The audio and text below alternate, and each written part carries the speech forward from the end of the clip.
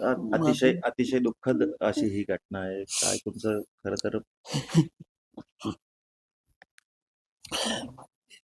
माननीय उपमुख्यमंत्री अजितदादा माझे मामे भाऊ, ते माझे आते भाऊ, मी त्यांचा मामे भाऊ.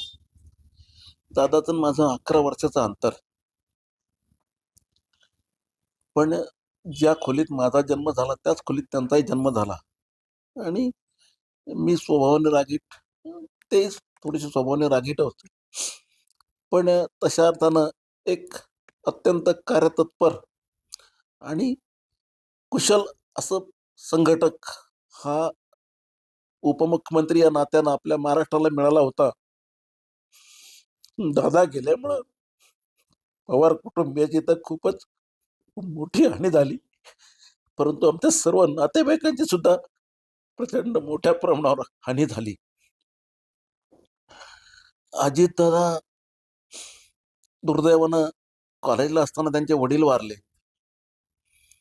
त्यावेळेस त्यांनी खूप कष्टातनं दिवस काढले. गायांचा गोठा होता. सगळी कामं त्यांनी केलेत, स्वतः केली. नंतर पवारसाहेब सीएम झाल्यानंतर आणि कॉलेज सुटल्यानंतर पवारसाहेबांच्या आमदारकीचे सगळे कामं ते बघू लागले. आणि ज्या वेळेस मी जायचो त्यावेळेस काही ना काही गोष्टी व्हायच्या. अनेक गोष्टी अशा मला आठवतात. मी सुरुवातीला ज्यावेळेस त्यांच्याकडे जायचो त्यावेळेस, भाऊ, मी आमच्याकडचे रस्ते मी सगळे हॉट मिक्सने केलेले आहेत. सगळे हॉट मिक्सने करायचं ठरवलेलं आहे. कारण हॉट मिक्सने जर केले तर त्याला लेवल येते.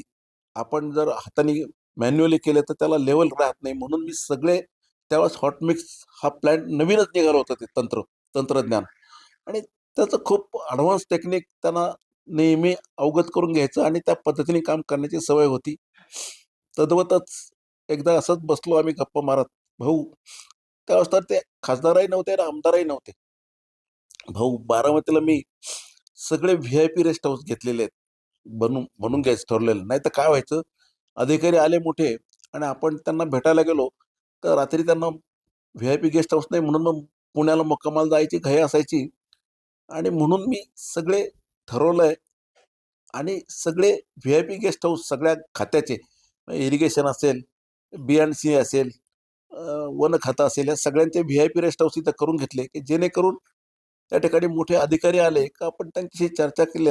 संध्याकाळी त्यांना गप्पा मारायला बसलो, जेवण झाल्यानंतर निवांतपणे गप्पा मारल्या की मग पुढचे ॲडव्हान्स काय आहे चाललंय शासनामध्ये ते आपल्याला कळतं. आणि त्याप्रमाणे मग आपण आपल्या पुढच्या, आपल्या या दृष्टीने, आपल्या गावच्या दृष्टीने, आपल्या तालुक्याच्या दृष्टीने, आपल्या बारामतीच्या दृष्टीने काय आपल्याला करता येईल त्या प्रमाणात आपल्याला योजना आखता येतात. आणि अत्यंत दूरदर्शी असा हा नेता होता. या निमित्तानं सांगितलंय, कार्यतत्पर आणि कार्यकुशल असं त्यांचं काम होतं. आणि खरं म्हणजे माझ्या आमदारकीच्या काळामध्ये सुद्धा माझ्या आमदारकीचा कार्यकाल जो बहरलाय तो केवळ अजितदादांच्यामुळे बहरला असं म्हटलं तर वावगं ठरू नये. मी माझ्या देवळालीचे जे जे कामं त्यांच्याकडे घेऊन गेलो, त्यांनी कोणत्याही माझ्या देवळालीच्या कामाला कधीच नाही म्हटलं नाही. किंबहुना मी दादांना भेटलो की दादा तेवढं ते सांगा, माझं काम झालं पाहिजे. म्हणजे मला आज आठवतं, सगळेजण नाव काढतात की देवळालीची पाणीपुरवठा योजना अत्यंत चांगल्या पद्धतीने चाललेली आहे.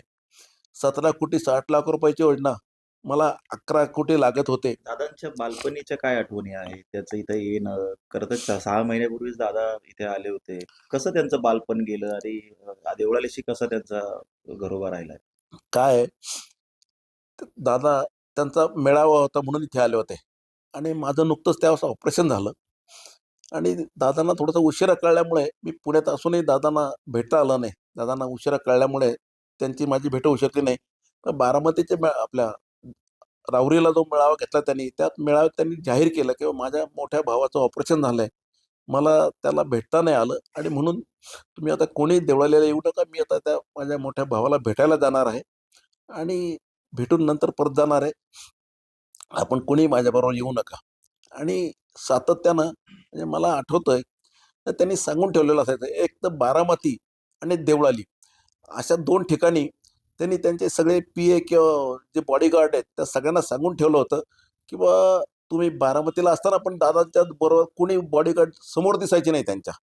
तसंच इथे पण देवळालीला होतं. देवळालीला बॉडीगार्ड आजूबाजूला असायचे, पण त्या समोर कोणी दिसायचं नाही किंवा जवळ कोणी थांबायचं नाही. त्यांनी सांगून ठेवलं होतं, देवळाली हे माझं आजोळ आहे.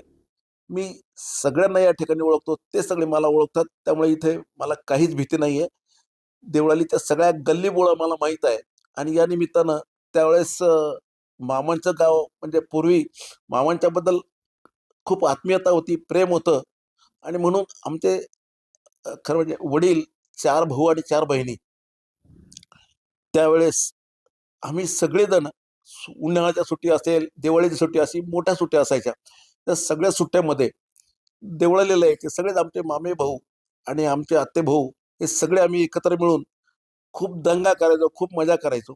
असायचे आमचे आणि सगळेजण आम्ही एकत्र खेळायचो आणि प्रचंड तशा तर सुट्टी म्हणजे आमचा धिंगाणा असायचा आणि प्रत्येक सुट्टीमध्ये दादा या ठिकाणी यायचेच. दादा किंबहुना म्हणजे सगळेच मामे भाऊ या ठिकाणी यायचेच. या निमित्तानं एक गोष्ट मला आठवती. दादा लहान होते. आमच्या आत्याबाई डिलिव्हरी करता आल्या होत्या आणि दादांच्याकडनं दादा वरती बसले होते जिन्यावर. आमच्या आत्याबाई खाली होत्या. त्यांच्या डोक्यात अजितदादांच्याकडनं वीट पडली. त्या डिलिव्हरी करताच इथे आल्या होत्या. वीट पडली आणि 8-10 दिवसांनी त्या आमच्या आत्या डिलिव्हरी झाली त्यांना. सगळ्यात शेवटी शेवटची डिलिव्हरी होती त्यांची. तर दादा लहान असल्यामुळे असा कुठला विषय चालला महिलांचा का, "अगं बाई हिला मूल होत नाही." अरे मूल होत नाही.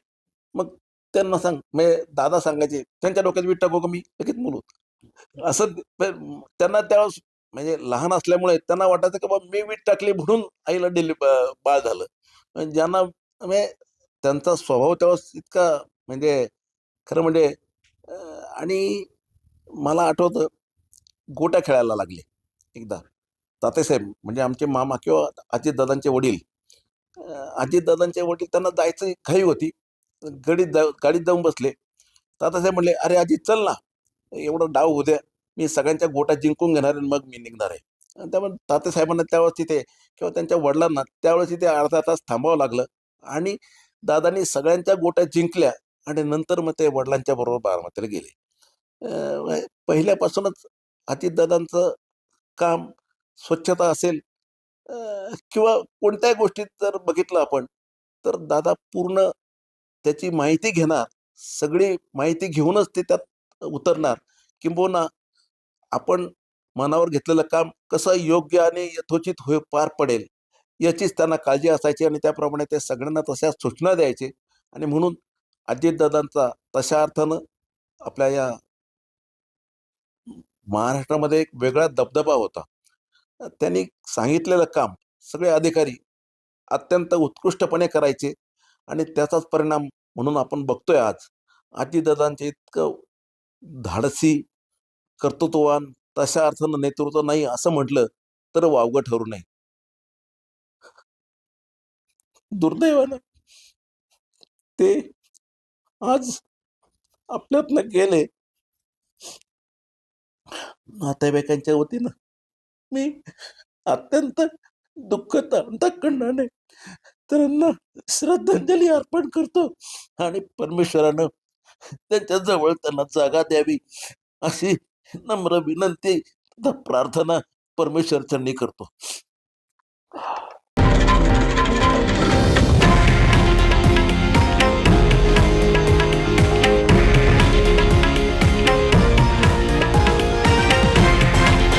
हे आहे देशातील नंबर 1 न्यूज नेटवर्क आणि आपण पाहत आहात TV9 मराठी, एकमेव.